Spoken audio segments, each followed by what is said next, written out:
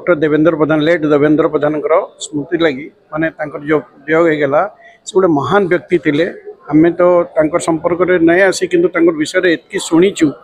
ये एत शांत स्वभाव से समाज लगी बहुत किसी काम कर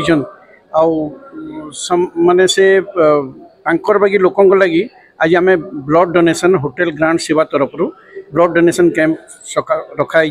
संध्यारे श्रद्धांजलि प्रोग्राम रखाई आमर टोटाल एम्प्लॉई 60 टू एभव रजिस्ट्रेशन करिछन प्लस आमर निजर 100 एम्प्लॉई अच्छा मोर देन 100 अच्छा तो 60 टू 70% आम निजर बाकी सहयोग बाहर भी किसी लोक डोनेट करने लगे इंटरेस्टेड अच्छा बहुत